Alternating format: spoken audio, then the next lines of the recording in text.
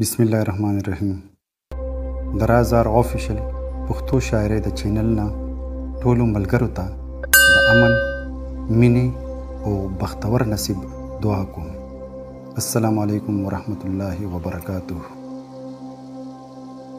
ګرانو ملګرو، خطا د شاعرۍ په اصطلاح کې د دوه شعرونو مجموعې ته وایي چې د هغې اکثر په دواړه شعرونو کې یو مضمون بیان شوی، خو دا هم کیدی شي چې د هغې په هر شعر کې جدا مضمون بیان شي.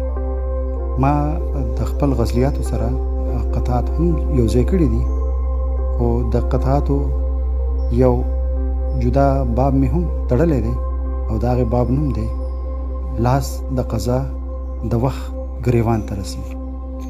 نن زه ستاسو سره یو څو قطعات په دې ویډیو کې شریکوم. هیله لرم چې ستاسو به خوښ شي. او د دې قطعاتو کې هر قطعې له ما یو عنوان هم ورکړی دی. دا اوله قطعه څه په دې ډول ده چې د هغې عنوان دی شرطونه.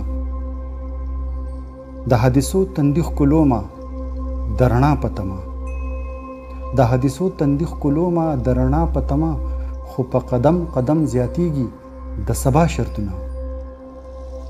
وخته کتا زمون په سر د شفقت لاسې خیوې، وخته کتا زمون په سر د شفقت لاسې خیوې، نو موږ به ولې قبلول دا ناروا شرطونه. دا بله قطعه ده. هغه په خپل حسن غره د ساقي، هغه په خپل حسن غره د ساقي، خو زما هم مینه کره د ساقي. او څومره چې څښی شي دومره ورکه ورله، څومره چې څکی شي دومره ورکه ورله، نن د فضل په تا پیره د ساقي. یو بله قطعه ده او د هغه عنوان دی ایمان. د خوږو خوږو یارانو سره خوږ یم، د کږو وږو علمو سره کوږ یم، د خوږو خوږو یارانو سره خوږ یم، د کږو وږو علمو سره کوږ یم.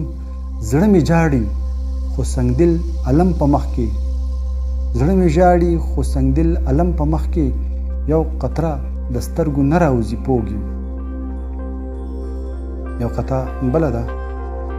د قوم رګونو کې چې وینه د غرض چلیږي، د قوم رګونو کې چې وینه د غرض چلیږي، نو بیا د کمې به مخلصه رهبران راشي. او په دې وطن کې د فرقو ډلو خبرې وکړه، په دې وطن کې د فرقو ډلو خبرې وکړه، نو د هر طرف نه د وحدت به رقیبان راشي. اور دا یو قطعه ده چې د دې عنوان د جمهوریت.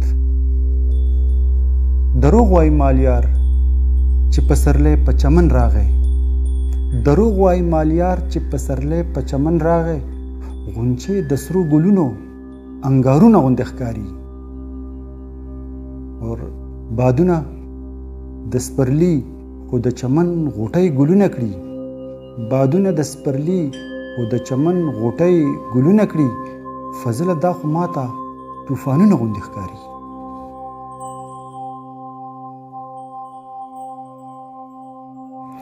ګرانو ملګرو، هیله لرم چې دا کلام او مختصر تنقیدي جایزه به ستاسو خوښه شوي او په کمنټس کې به خپل دریځ زما سره ضرور شریکوئ.